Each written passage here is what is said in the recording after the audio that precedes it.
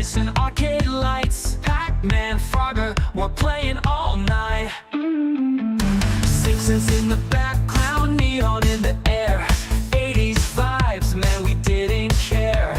VHS tapes staying up too late. Saturday cartoons, can't wait to escape. Dial-ups humming, we're hacking the code. Back when everything was in upload mode. Atari, Commodore, pixels on screen. Living in the future was more than a dream. It's time to kick it old school, turn the clocks back, break the rules. When the pixels pop and the world was cool, we're taking it back, that's how we roll and roll. It's time to kick it old school, where the beats are fresh, the tech was gold. From arcades to TV shows that ruled, you know we're kicking it old school. MTV playing our favorite jams, moonwalking with MJ, Neon Slam. Ghostbusters gear, we're ready to go. Chasing slasher scenes, fears in tow. Back to the future, hop in the DeLorean. Knight Rider cruising, man, there's no ignoring them. Battlestar Galactica, what a ride. Looney Tunes, antics, pure joy inside. Blockbusters ruled, we lined up for days. Video games booted up in the pixelated maze. Movie marathons and popcorn nights, we ruled the screen, living in the lights. It's time to kick it old school, turn the clocks back, break the rules. When the pixels pop and the world was cool, we're taking it back, that's how we roll, we roll. It's time to kick it old school, where the beats are fresh, the tech was gold. From arcades to TV shows that ruled, you know we're kicking it old school.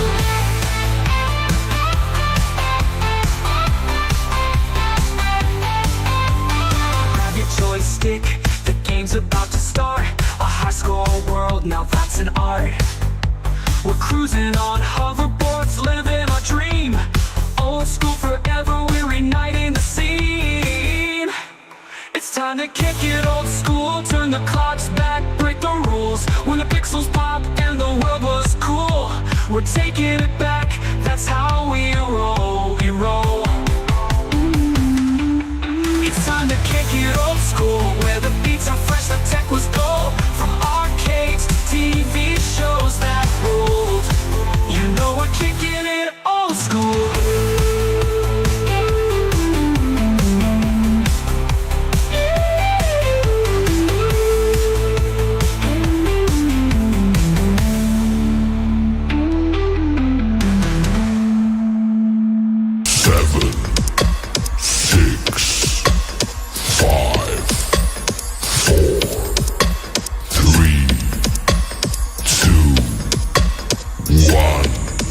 Episode is brought to you by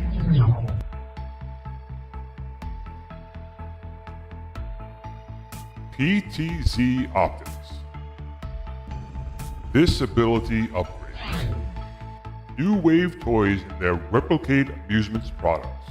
GG Retrobox. Get 3 to 5 games from your favorite series, consoles, and game genres delivered to your doorstep every month with GG Retrobox, the ultimate retro gaming subscription box for video game enthusiasts. Use code GRS15 at checkout to get 15% off your first box. And Boom shakalaka! Hey everybody, it's Tim Kitcher here, the voice of some of your favorite video games like NBA Jam and NFL Blitz.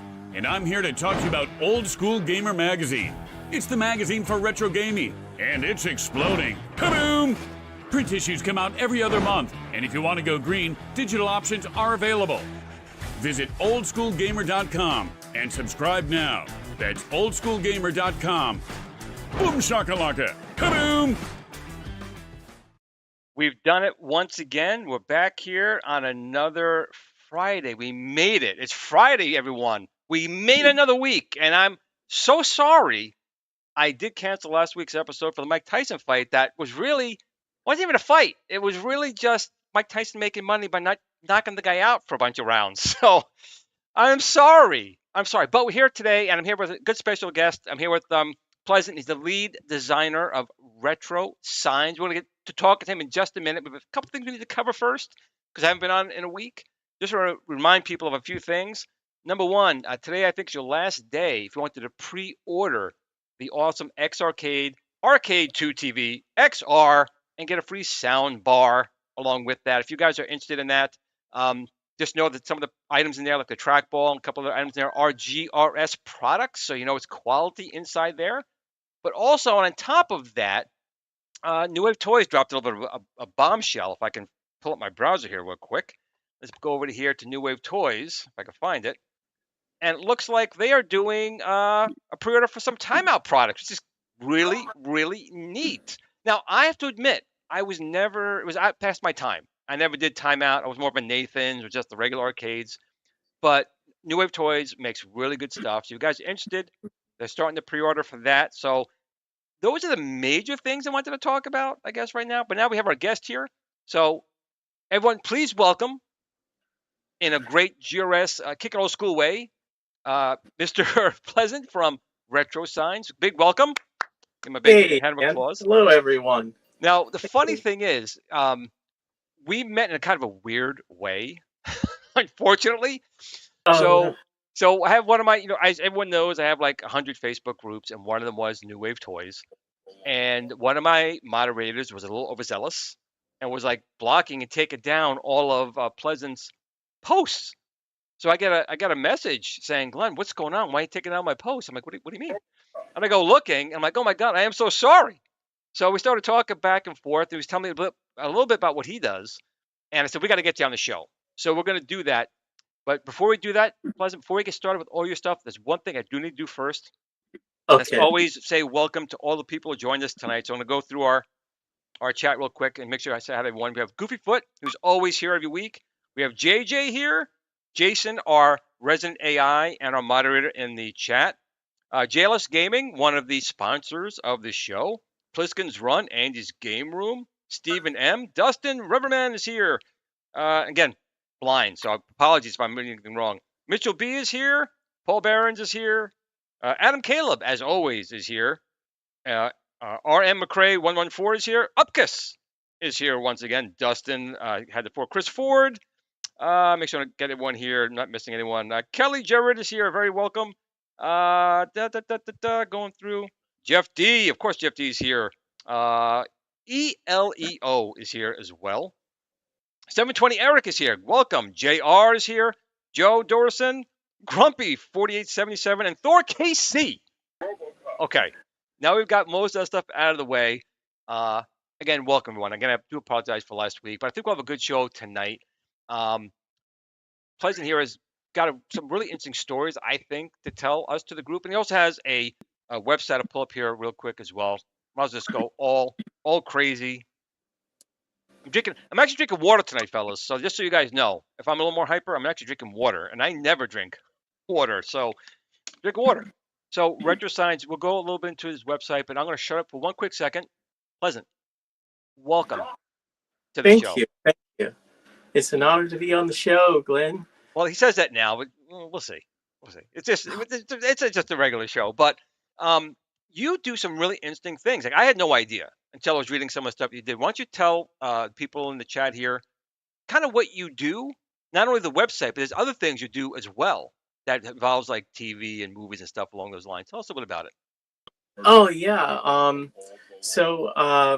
I make props. I've always liked making models and things and making up little toys. Like I love vintage toys. And I've been very much inspired by the 70s, toy lines and 1980 toy lines and just that whole aesthetic, from that era. And so I always made models and different things. And over the years, I became very good at making stuff. And so I started making props, for the motion picture industry and television. And I'm also scenic. I'm a painter as well. And my wife is also a scenic too. So we work together on different projects. And I don't know, it's kind of weird. A lot of the movies and things, they may request a chair to look old fashioned or we've got an arcade and we need some non-functioning arcade machines that will light up and look like they're arcade machines, but they're Oh, so just they'll take stuff that just looks the part but doesn't actually function. right. There's the whole thing of creating, props that kind of look like they could work, and then there are also interactive props that people interact with that light up and blink. You've probably seen some of that stuff on like Star Trek: The Next Generation, where they open the tricorder up and it lights up and everything. Yeah. And I have just a little toy. This isn't a prop. This is just one of those old toys from the 80s. But, the people who created this originally, it may have been made out of wood or foam or some kind of like injection molding or Right. something. It lights up and all that. So I was always very fascinated with stuff like that. And a lot of the old imagery I guess I should say I'm from Southeast Georgia originally. Okay. And my family, we used to travel down to Florida a lot when I was a kid. And back then they had a lot more roadside stuff than they do now. The old signs that kind of survived from the 50s and the 60s and all of the interesting, icons and things. And so I always took that in as like as inspiration for a lot of my designs. Okay. I like things to kind of have texture and to actually feel like, the period from which, they existed. And even here in the background, I have a Street Fighter II Turbo arcade machine. And a lot of my friends who come over into the man cave, they're like, oh, where'd you get that Street Fighter II Turbo, man? Those things are kind of, you probably paid $5,000 for it. And I'm like, no, dude, it's a replica.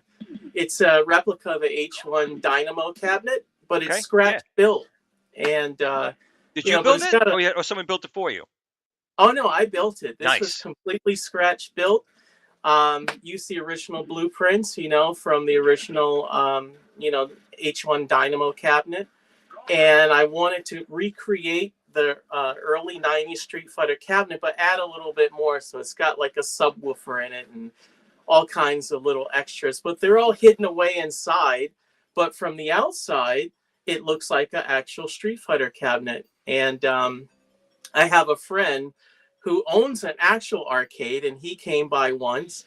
And this was kind of the biggest honor because he's like, where'd you get that Street Fighter 2 from? And I was like, what? He's like, oh man, you like totally restored it. It looks great. And I was like, dude, this thing isn't real. It's not the real deal. I said, this was made like 2 years ago or whatever. He's like, what? That looks like the real one. And I was like, wow. So because I passed his, that it convinced him that it was real, I was like, wow, I guess it really, does look like actual Street Fighter. Well, you got some talent, and that's good. Like I don't have the woodworking skills to do something along those lines. I can't. I could take other cabinets, and I've done taking cabinets, and I redo them, put artwork on them. But to actually do all that is a lot. But I also seen, we're gonna go on your website here in a second, but I do see you've also built kind of like what I do. You make smaller replicas that you also sell. Yeah. We'll get into that as well. But where did you start originally? I mean, obviously this is a kind of a hobby with building the machine and stuff along those lines. But how did you get into these retro signs and then get into the part where your stuff's actually getting used as props? And of course, people purchasing. There's one of the gentlemen here, if I find you real quick, I think Chris right here said he bought 3 of your signs. Here it is right up here. He bought 3 of your signs from you. Showbiz, Chuck E. Cheese, and a custom Feral. So some people have already bought your stuff. Is here tonight. So okay. You got that going. So where did it all come from? I mean, when I grew up, your parents said this video game stuff's not gonna. There's no money in that. You got to go to get education. You got to do the normal stuff. What made you go down this path?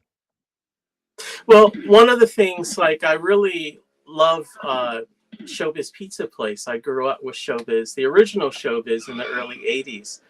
And I used to go to the arcade inside and play all the games and everything.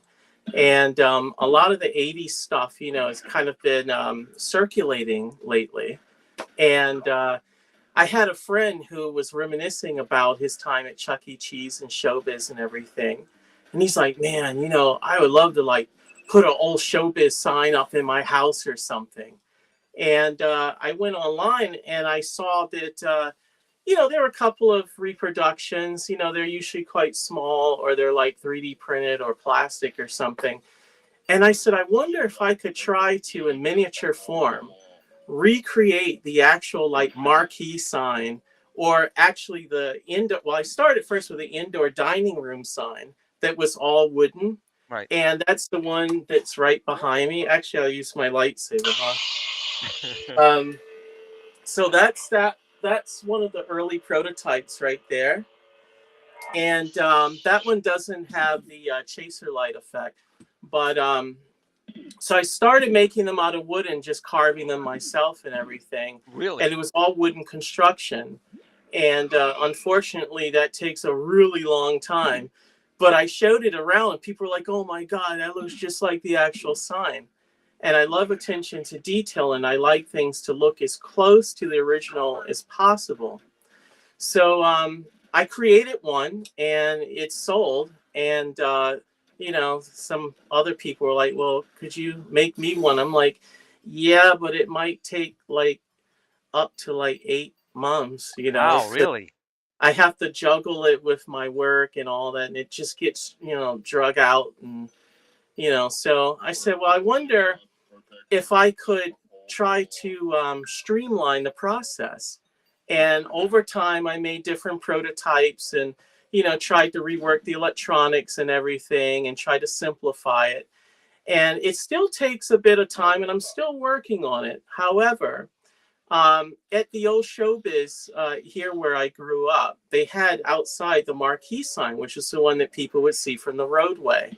And it was basically a metal frame, you know, with the, I guess, composite, you know, cover on it with the image of the logo and everything, and it would light up. And I said, well, the marquee sign is actually a little bit more iconic because that's the one that's actually on the building. So I said, let me see if I can try to recreate that.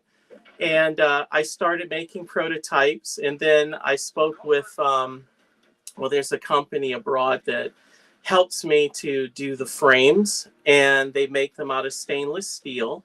So I kind of put the framework, you know, out there, and then I do the internals and also, you know, the composite components that go with it, and I assemble all the parts here in house, and then we have the marquee sign. Now, Well, I don't. you said originally it was taking you 8 months. So what did you get it down to? So you're doing 8 months initially. What is it down to now? I went from 8 months to, I guess, on average, maybe 4 to 6 weeks, I guess. It still takes time. It still takes some time, but a lot of it also has to do with my partner who cuts the frames, because they do it kind of, you know, on the side. They're made per order. So they have other things that they do.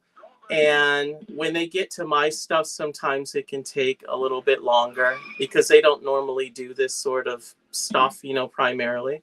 But the frames are stainless steel, and they follow, you know, my direction. I created blueprints for everything, and they follow my direction to a T when they cut these frames. And then I hand paint them. And I was going to ask you that. So these are not like a printer. These are actually, you're printing like a painting, I guess, the back, like you would do like a cartoon slide type of thing. So it paints on the back and it shines through type of thing. Oh yeah. The composite is actually screened, and then the actual frame itself is hand painted. Now, a lot of other signs, you know, you see will come like molded in plastic or whatever. But for me, I don't want to sound old fashioned, you know, but when I grew up, people were always, you know, kind of going on about the quality of things. Like, you know, they don't make that stuff to last no more. And, you know, these washing machines, they're all plastic and they just break down. And, you know, so I wanted to create something that would actually function and be durable and would last, you know, people some time. You know, I want it to be around for a long time and bring people a lot of happiness. Now, the one thing I didn't mention before is that my father was a sign maker, and I learned sign making from him, and he did everything from gold leafing to sandblasting and all kinds of stuff. And so I learned the sign trade and became a designer through that. And then, of course, I had my formal education in design and fine art and everything and film. And so that all aided me in creating these, props and things, because I do regard the signs kind of like miniature props, like replicas. And they're actual indoor signs. They have, actual like industrial power supplies. It's not like a night light or some kind of cheap thing. And that's not to put down things that are, I guess all plastic or composite or whatever. But these signs are actual indoor signs, and they're the kind of signs you can put in a man cave, and people walk in and be like, "Oh my God, that looks just like the sign that was on the Chuck E. Cheese or whatever," And Do people actually mistake sometimes? Would you get that from a Chuck E. Cheese? Did that happen? yeah, they thought it was old surplus, like leftover. Did you go to an estate sale, or some sale where they, where'd you get that from? And I'm like, well, I designed it, and they're like, what? And I've been digging more and more at the earlier signs. Like behind me, I have the late 1970s version Chuck E. Cheese sign that was, during, I call it the the pizza theater era. Yep. Or they went all with the mouse or rat or whatever. So the 70s version is pretty cool. And I haven't gotten around to it yet, but I have the designs. They're almost done. But I'm going to do the early showbiz, the I guess more, square. I call it the square logo before it became horizontal, but the more vertical one. And I've got some other signs in the works too, like the what is it? Oh my God, the old racing, the go-kart track. Was it Monaco or GP or whatever? Okay. I'm sorry, what? No, I was saying like Super Monaco GP, like the arcade game, or was it a place? Oh no, it was actually a physical place. I'm less acquainted with it because one of my friends, his name is Jeff, and he runs the Super Retro Con, which is a cool nostalgia event in Central Florida. And he was telling me about this go-kart track, and I just have kind of vague memories about it. But I did my research, and I remember it a little bit. And I started designing a sign because he really, really wants one. And so I'm going to make one for him. And I don't know if other people remember that place, but they also had an arcade inside. But I was just so young. I just vaguely remember it. You know what I mean? Just like Farrell's restaurant, the ice cream parlor. I made one of those too. And but my memories of Farrell's are a little bit more vibrant, but as I get older, it all kind of becomes a haze sometimes. I was looking. I have your website up right here. Where I was scrolling down here on the main site. Because there's some information obviously on the site. You have the shop button. You have some pictures right here. I scrolled down and I saw this. P-Dubs. P-Dubs got hold of you. Oh yeah, I was on his show a while back. He's a great guy. He is. And I just love old video games and stuff. And I mean, I know a lot of the younger kids are into sort of the 3D stuff and everything, but I'm still very much a kid of the old 2D era. And you probably hear in the background, I've got a RoboCop machine playing. I have an actual Data East cab that It's a real one, not a recreation. Yeah, that's a real one. And I traded with a good friend of mine, the same guy I mentioned who has the arcade. And he wanted some G.I. Joes I have. I'm like surrounded by old vintage Joes and toys in here. And he wanted some G.I. Joes, and he was trading the RoboCop. So I said, sure. All right. So we did an even trade. Wow. G.I. Joes for RoboCop. How many Yo Joes did you have to do for a RoboCop? What is that worth? Well, I had some rare ones.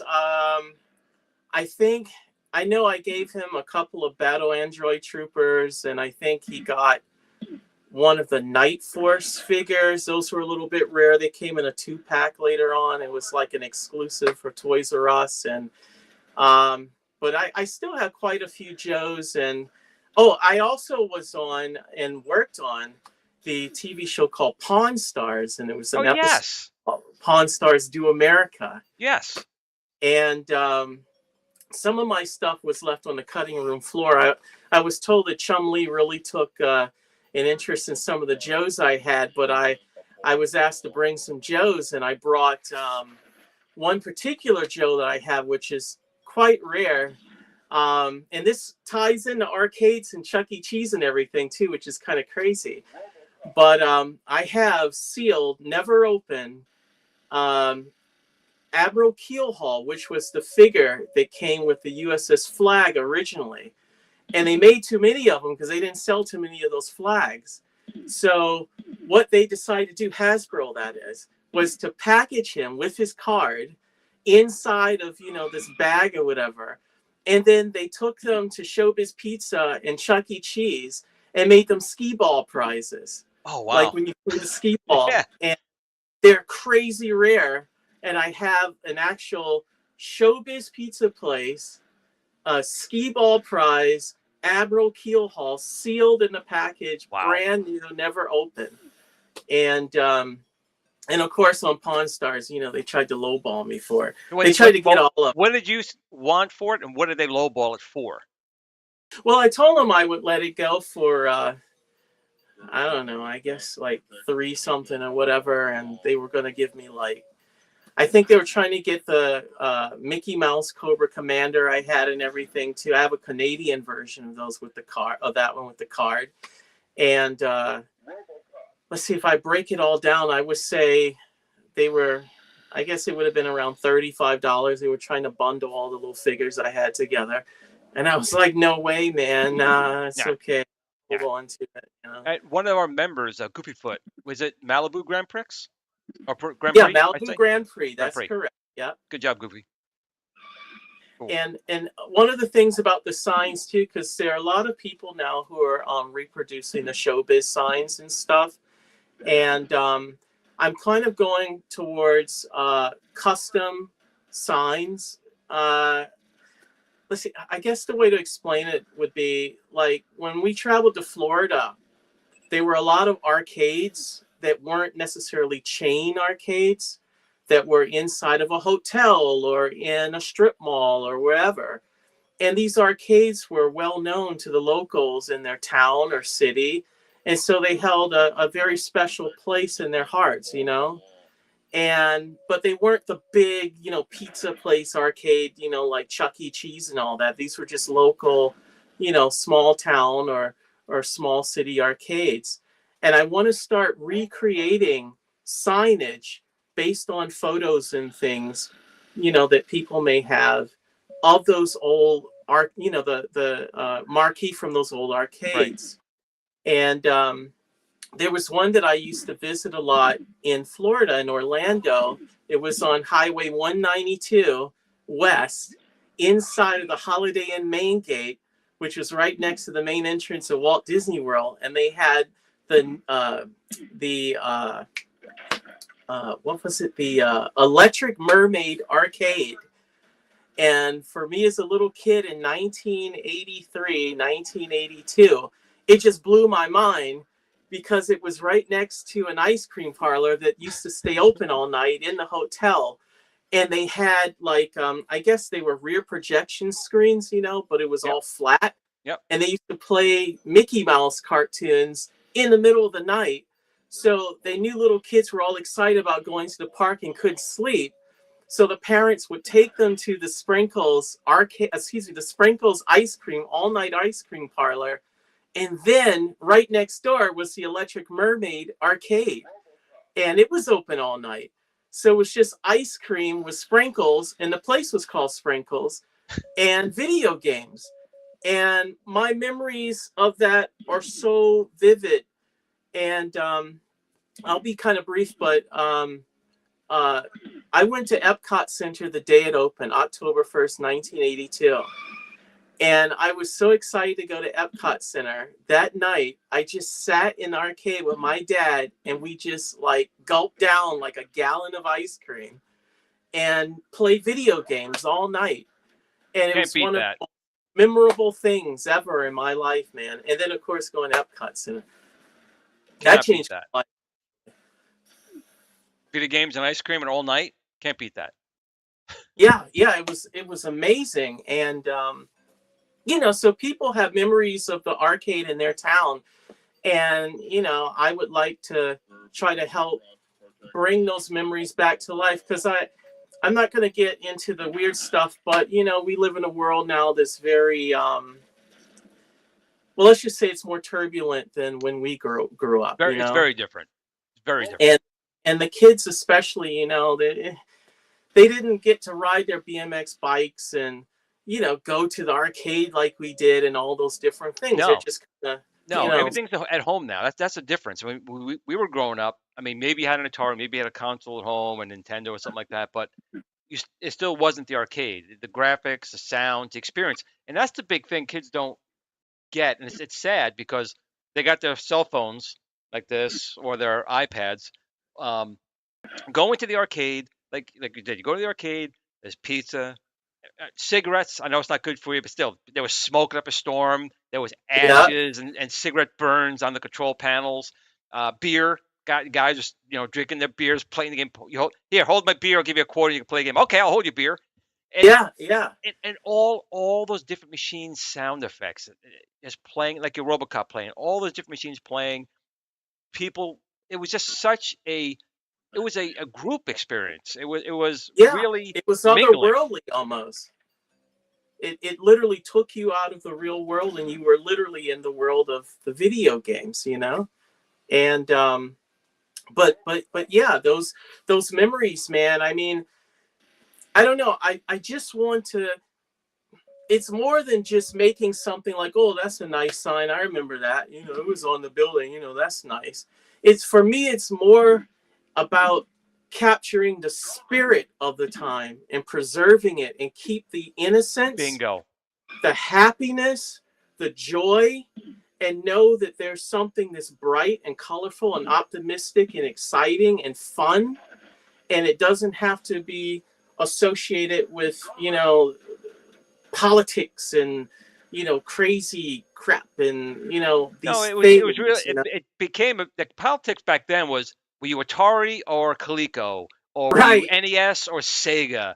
And then you had the TurboGraphics guys, which was me. You know, you were really in And the Neo background. Geo, don't Right. leave out the Right. Neo Yeah, Geo. you had all those things. Well, the rich kids had the Neo Geos. Yeah, The rich yeah, ones. I knew a But couple of them too. yeah, it was camaraderie. It was still a time where, again, after school, let's meet at the pizzeria. Let's have some Right, pizza right, and play some games, and play some Kangaroo or Galaga or right. Berserk.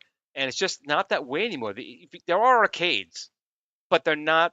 It's not the It's same not, experience. Not even close. it's like, yeah, it's these neon things, and that's why I like Oh, hold on one second. company. It's always Sure. Coke. It's always Coke, John. Always Coke. Okay. Okay. I'm sorry. Go ahead.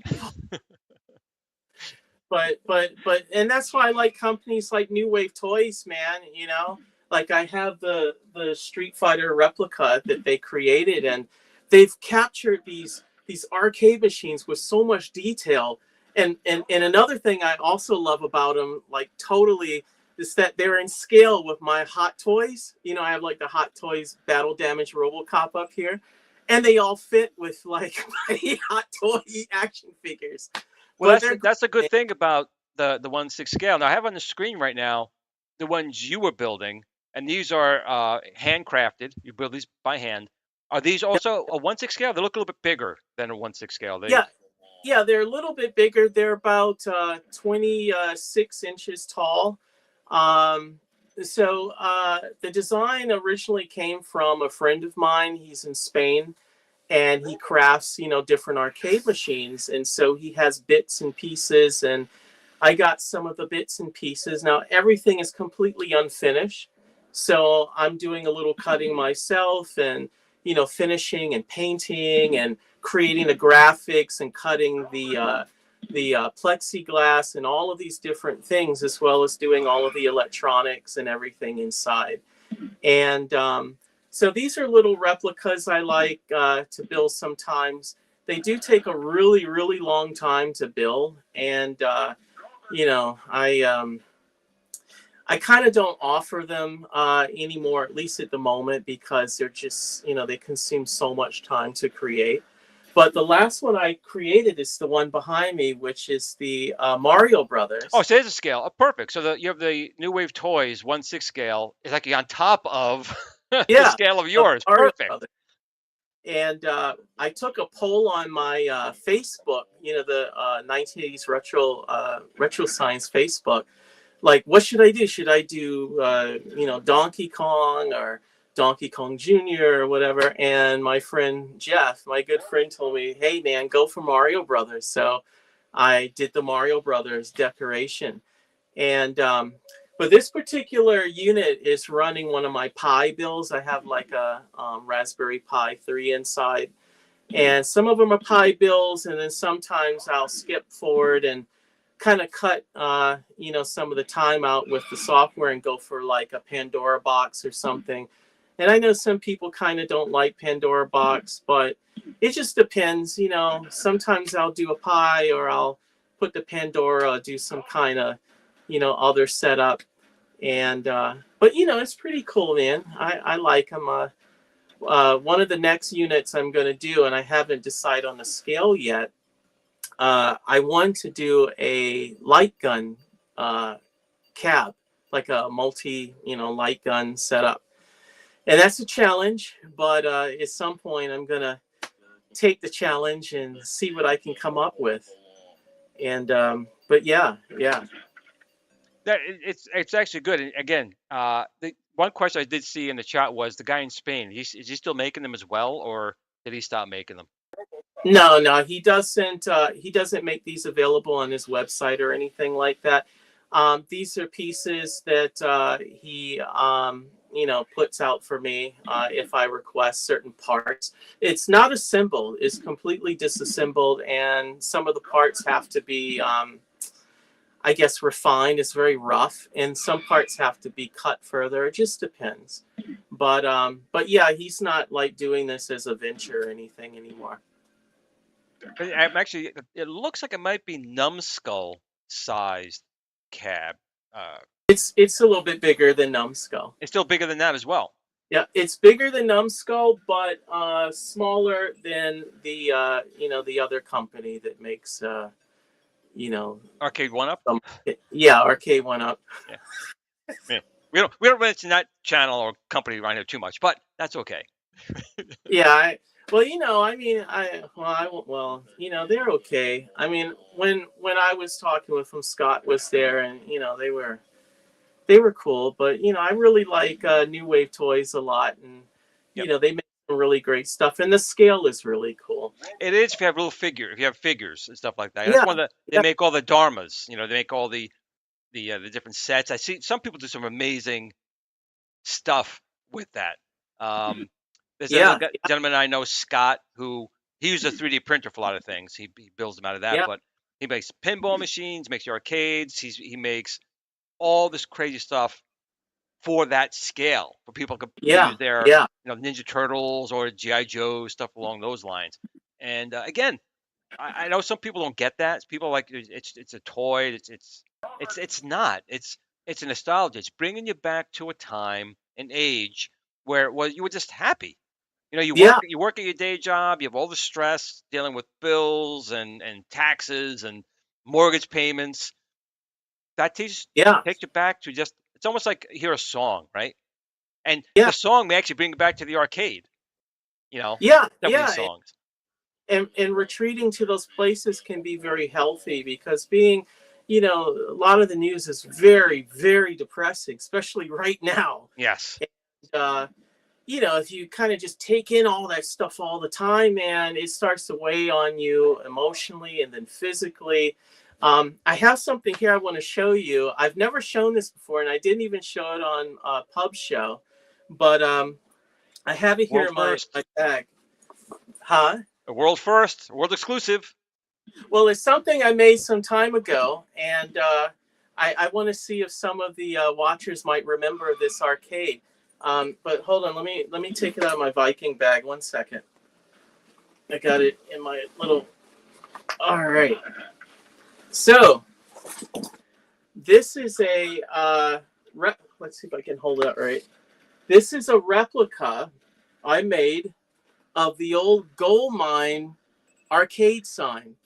Now, I know that some people might not be familiar with the gold mine, but in the late 70s and 80s, early 80s, the gold mine was a really popular arcade in the southeast part of the U.S. And I think maybe they were in parts of the Midwest too, maybe like Ohio or Indiana or somewhere, but they were usually inside of malls.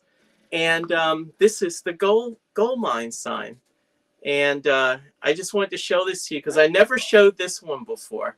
And a lot of people have seen the Chuck E. Cheese and all that, but this is kind of the one of a kind, I'm assuming at this point.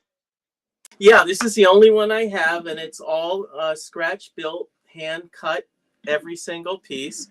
And the entrance to the old gold mine used to actually look like this, though the sign part was on the top, you know. But you would go inside of what looked like an actual gold mine. And inside the arcade, they had like pillars, you know, like inside of a mine. Yeah. From the 1870s or something. And these little like lanterns hanging down and stuff. It was really cool. So I wanted to create this because by creating not just the sign, but also the entrance to the arcade, it kind of really, really brings back those memories, man. And I really love that. And that's also what I just saw with New Wave Toys with their time tunnel arcade place, which is really cool. Time tunnel. I never saw a gold mine. It was mentioned in the chat by Jason that they did have them in New York. I didn't see that, but I did have a time tunnel. I remember seeing that, but it was just past my time. I was like in college at the time, and right. It was not my thing anymore at that point. That's okay. So you said recently, I don't know if you can or can't talk about it. Recently, you were actually on a set doing some stuff. Can you talk about that or no? I can say a little bit. I'm kind of under NDA, so I can't. Don't say it. I know something you guys don't. It's superhero stuff, and it's going to be really exciting. And you're gonna be be in it a little bit, like a little cameo. Sort of, yeah, okay. yeah. You might spot me, you know, and there's some 80s nostalgia, late 80s, early 90s nostalgia that will be in it. And I can't say any more than that. I'm sorry. That's totally fine. That's totally fine. Now, you said you had your stuff used though in the past in other either movies or TV shows. Yeah. So what stuff did you have and what were they in? So people can, when they watch those shows, could see if they can spot it. Okay, well, the most recent thing that came out, the movie Brothers, which stars Josh Brolin, Glenn Close, and I think Marissa Tomei, and what is the gentleman's name? He's a little person actor, Dink. Oh gosh, what is the? I'm not. It's insane. We work in industry, but I'm just so bad with like some of the more contemporary actors and stuff.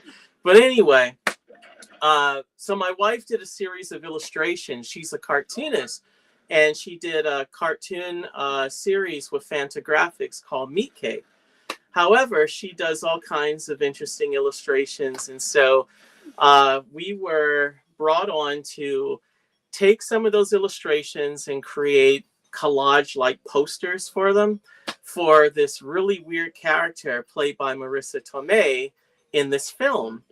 And so we decorated her room with all of these posters of the the artworks and everything. And when you watch the movie, especially when she's with Mr. Brolin and the other actor gentleman, you'll see them all over the wall in the backgrounds. And so that's one. Okay. And we've worked on Underground Railroad. My wife did Panhandle.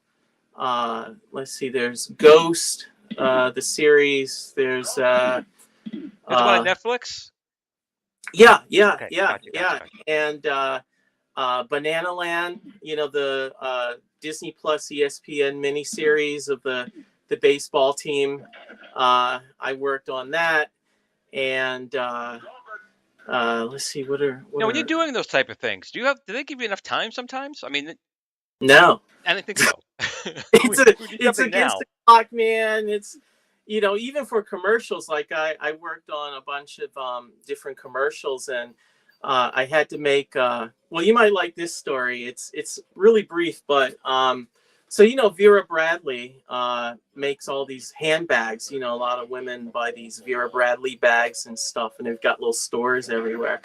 So I was brought in to create fake Vera Bradley violin cases and guitar straps and things. And it's all gaffer tape, man. It's all like taped together and glued, and but it looks real. And so I'm on set, and it's a seal set. Is it delicate? Are they delicate too? I mean, is it like delicate? Yeah. It'll just fall apart, man. It's and so it was during the time when Vera Bradley was trying to market to some of the younger women with these like backpacks and things. And I brought in some of my vintage mopeds, which, I love vintage mopeds and scooters and, Lambretta, Vespa, Puch, and all that. And so we have the models sitting on the bikes and kind of pretending to ride them and everything. So anyway, we're in the park, and I've got the fake violin cases and guitar straps and things. And these women start to like come around, and they got through, the security somehow, and they're like coming up to me. He's like, "Where'd you get that strap? I didn't know Vera was making violin cases. Can I buy that? I'll give you $2,000 for it." And I said, "Look, lady, it's not real. Like it's cardboard. It's not even real." And she's like, "No, that's real. That looks real. That's a Vera Bradley, a guitar strap. And my husband would go insane over that." And I'm like, "Look, it's not real. It's like it's held together with tape and safety pins." And she's like, "What do you mean it's not? It's a prop." She's like, "That looks real." Well, some people will pay for props too. Yeah, they do, but I can't sell that during the, not during the production, no, probably not, but well, props have become big business, and we have quite a few, in our house and everything, and studio and all that, and sometimes we have visitors over. They get freaked out because we got this one prop, man. It was from like the Underground Railroad show. It was like an Amazon series. I don't think it got picked up in its entirety. It was kind of a serious show and very intense. However, and I'm not making light of the show or the themes or anything like, so don't get me wrong, people, okay? Don't get mad at me. But I have to tell this story. So a lot of the props we make are used in post-production. And in post-production, they'll take something we make and duplicate it or create some other kind of composite, out of the stuff we have. So there's one scene where there's this old lady, and she's like a dummy, she's not real, and we had to create her and decorate her. My wife did the majority of that, but anyway, so and then in post-production they duplicated her and created a crowd scene, you know what I mean, and just altered something like her hair a little bit digitally. So anyway, we have one of the characters here. We have one of the old ladies because after production. And believe me, I love the props, I love the stuff I create, but sometimes the stuff goes into the can. I mean, the Millennium Falcon went into the can after Empire Strikes Back. It was trash. Yeah. And people are like, "Oh my God, how can they do that?" But it happens. But every once in a while we get to take something home, and we brought home the old lady, and we have her in our place. And when some of our friends come over, who, especially if they haven't been over to the house before, they walk in the front door and they see this lady standing there, and she looks very realistic. And one of our friends freaked out. I mean, she's like, "Oh man, who's that? Who's that in the corner?" And I'm like, no, it's not real. It's a dummy. She's like, "That's a person. What's wrong with her?" You should put her in the bed. You should put her in a bedroom and put her under the sheets. No, she's dead. No. But yeah, they thought it was a person. They thought that it was someone in the corner. And she said, "Why isn't she listening to me?" I'm like, "It's not real. It's a, you know." But anyway, I don't know. So that's I was gonna ask you too, because you said you have these, these arcade machines. You got these antique, scooters. Where do you store everything? You have like a storage spot, or you have a big garage? I mean, where do you keep all this stuff? Yeah. I have a storage space. It's a garage, and I have a lot of my bikes.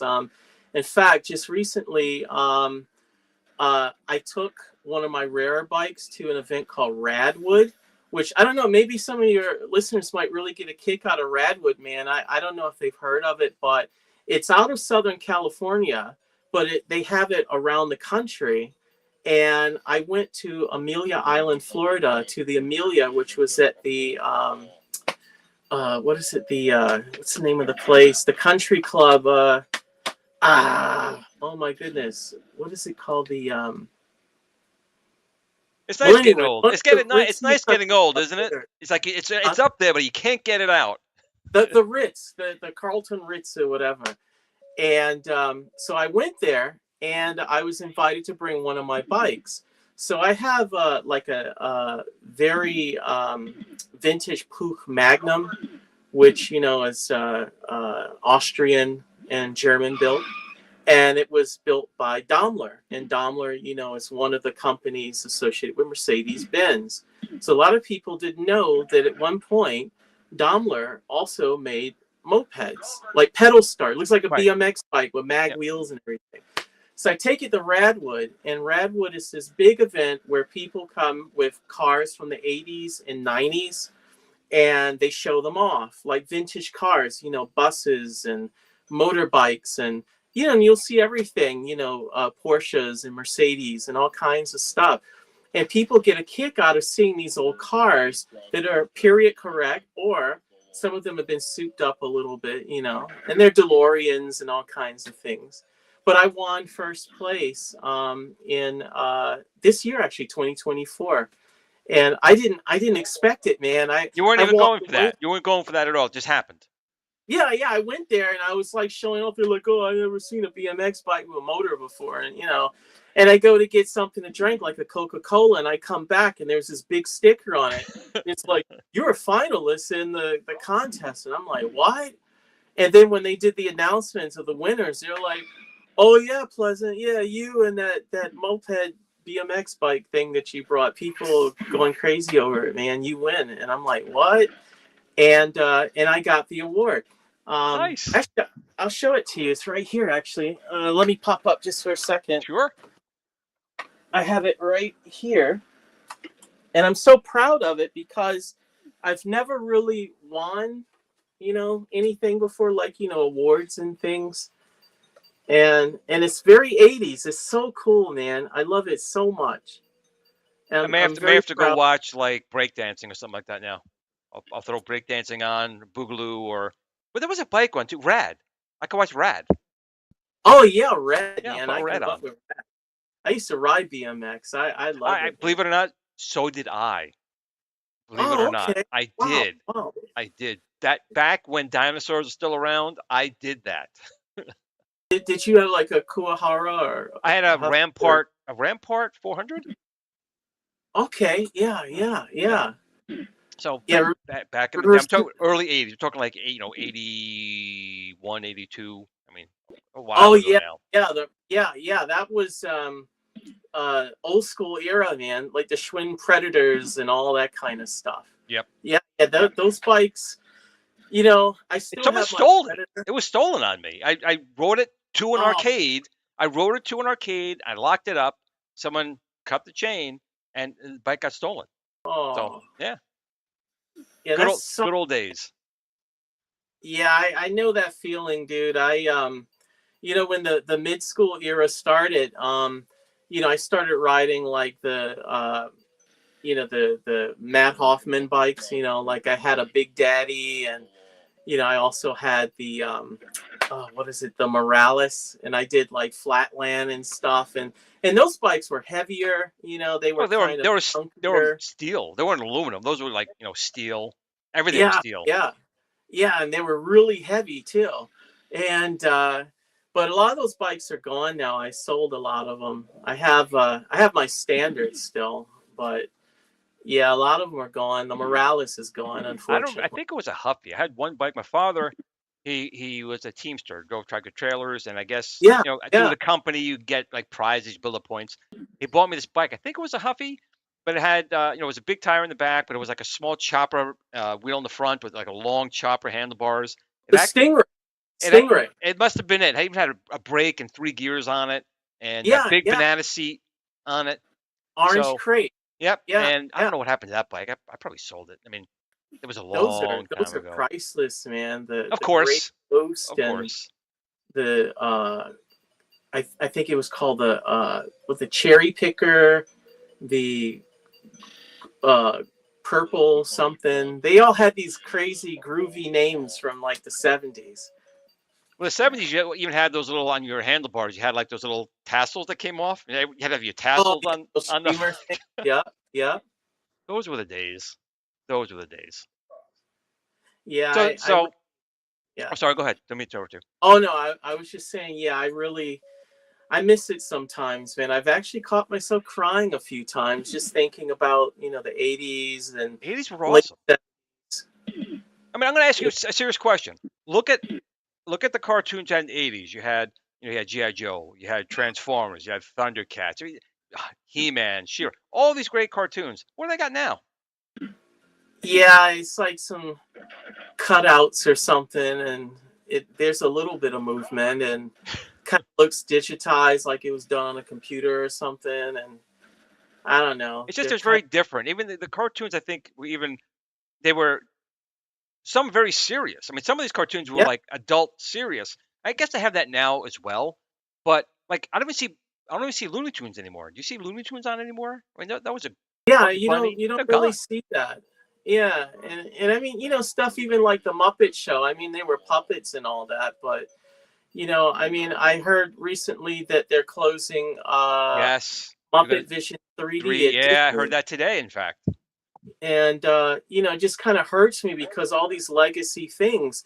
Yeah, can I share one more of story? And this course, of you might course. find very interesting, but uh, I don't have references, so I can't tell people where to find this study that they did. But they did this study once, and I saw it, and they showed kids like Toy Story and all of that. They had these kids in a room, and they watched Toy Story and no, they watched the Muppets, like the Muppet Show first, like the Muppet movie or something. Okay. Then they let them play around, and then they let them watch like Toy Story, the computer, graphic movie, whatever, cartoon. And so they let them play around some more, and then they went back and talked to them and asked them what they remembered about Toy Story.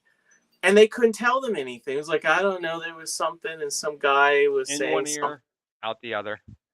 Yeah, but then when they said, "Well, what about the Muppets?"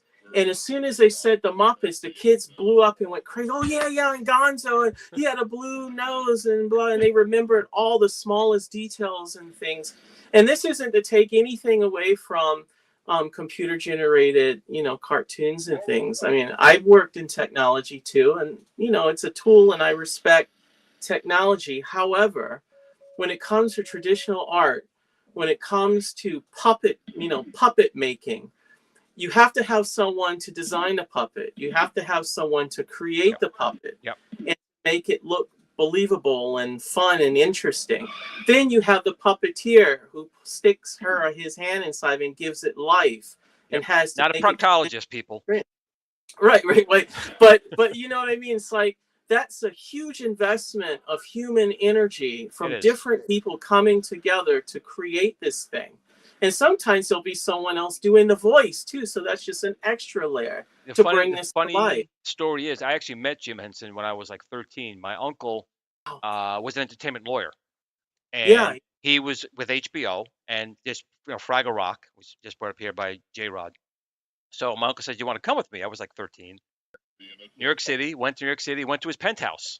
I went to his wow. studio, and I remember walking into this place, and it was, I think, like 7 or 8 stories. I don't really remember, but it was tall, but the whole center was open, and it was this big mobile that went from the penthouse all the way down with all the characters Yeah. coming down, and Wow. I went to the creature shop, I guess, or a puppet shop, and I Yeah. saw all the puppets. I saw Big Bird. I saw Oscar the Grouch. My Hanging favorite, up on the thing, right? yep, my favorite back at the time was Grover. Like Grover was my guy Yeah, back then. Grover. Yeah, yeah. Near far, that was like my guy. So it was just really weird seeing them. You seeing the foam. Some are half built, some are sort of not built.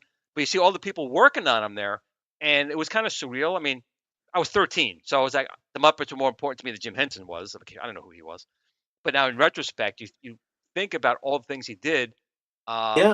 and it's I don't want to say it's a lost art because there is still some puppeteering done. Yeah. There's still like in some Star Wars, like Grogu, Yeah. he's a physical puppet and sometimes not, but that is it's I don't want it to be like a lost art. Everything's become CGI. Yeah. The one thing that always bothered me with Star Wars, the special editions, was all the practical effects that people spent, like you're saying, a lot of time, a lot of blood, sweat, and Mhm. tears making these things, Yeah. and they CGI over it. And then the Yeah. people who did the original work are kind of forgotten. I understand like the new films. You want to do the new films that way, that's fine. I have a personal problem where they take the old things and cover up stuff. Yeah. It just Yeah. it bothers me a little bit. That's just me. Yeah. I feel the same way. I mean, there's something to be said for art. Like someone would necessarily go and paint over a Van Gogh, you know what I mean? To make it Exactly. modern, make it more Exactly. believable, you know? And in a way, the imperfections, like stop motion is an amazing art form. Yep. And when you look at like RoboCop with the Ed 209, Which I love. He's my favorite. right, 209. and we all know it's a puppet, we know it's not real, but at the same time, because there was so much investment into trying to make it believable in terms of its presence, even though we intellectually know that it's not real, Right. we still react to it as though it actually is real. Right. And we get scared, like, oh my God, this thing's gonna get him, you know what I mean, or whatever. And when you have something that looks very refined and looks almost too realistic, or reacts in a way Sometimes that's distracting. Yeah, and it can actually make a movie look bad and age the movie badly if it's, has more of the, I guess, technology in it than the practical effects and stuff. Like the practical effects, some practical effects work very well, and some Yeah. don't. Same thing with CGI. Sometimes I've seen like some of the early like Marvel films. I thought like in Yeah. Iron Man, CGI was phenomenal. Then you watch Yeah. Miss Marvel, and you're like, eh. It's like, would they spend $15? And they Well, use some of them got a little lazy too. Yeah. I've met some of those guys, and I don't know. They probably will hate me for saying this, but some of them have gotten a little bit too comfortable. You know what I mean? So the motivation to kind of put that little extra in isn't necessarily there sometimes. Right. It's like, oh, it's Focus good on the enough. story. Focus on the story, and then let everything Yeah. else come around it. Well, listen, Yeah, right. Pleasant. I hate to cut you off, but I know the Super Game Room dudes are on. We try to keep to an hour. I'd like to have you on again. We can go on some Yeah, more stories. anytime, man. It would be an honor. Awesome. Well, in the show notes, we have all the information you guys need to go to his website. Everything's down in the description. But Pleasant, listen, I want you to have a good weekend, and I want to tell everyone here once again, thank you all for joining on this Friday night. Hope you guys had a good week. If not, the weekend is here. We will be back on Black Friday. We'll be doing a Black Friday show. Glenn Baisley will be joining me on that episode to talk about all the special deals, maybe coming around. But Yep. listen, as fun as this is, as great as these conversations are, just remember the one thing: family and friends. Nothing, Yep. right? Nothing takes precedence over family and friends. Tomorrow's never promised. Make sure you tell someone you love them. Don't give maybe a big kiss. You don't get punched, but let them know they matter. Yeah. But in between those times, go to Aladdin's Castle, go to Retro Signs, and in between those times, game on, my friends.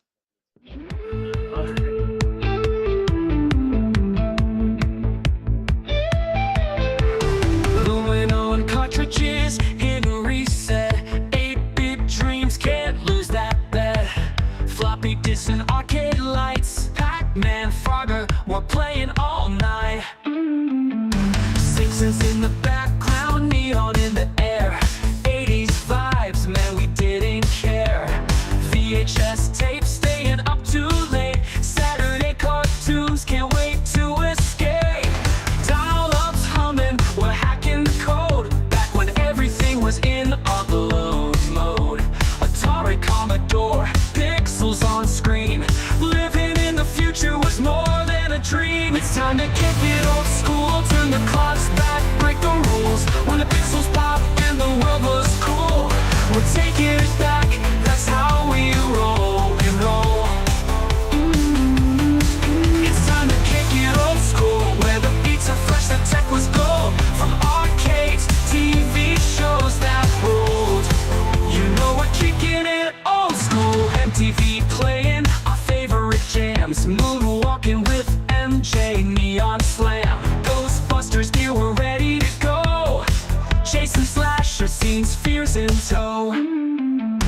Back to the future, hop in the DeLorean. Knight Rider cruising, man, there's no ignoring them. Battlestar Galactica, what a ride. Looney Tunes antics, pure joy inside. Blockbusters ruled, we lined up for days. Video games booted up in the pixelated maze. Movie marathons and popcorn nights, we ruled the screen, living in the lights. It's time to kick it old school, turn the clocks back, break the rules. When the pixels pop and the world was cool, we're taking it back, that's how we roll, we roll. It's time to kick it old school, where the beats are fresh, the tech was gold. From arcades to TV shows that ruled, you know we're kicking it old school.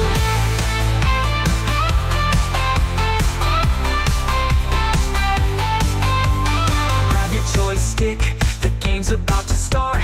A high-score world, now that's an art. We're cruising on hoverboards, living our dream.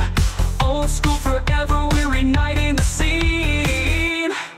It's time to kick it old school, turn the clocks back, break the rules. When the pixels pop and the world was cool, we're taking it back, that's how we roll, we roll. It's time to kick it old school, where the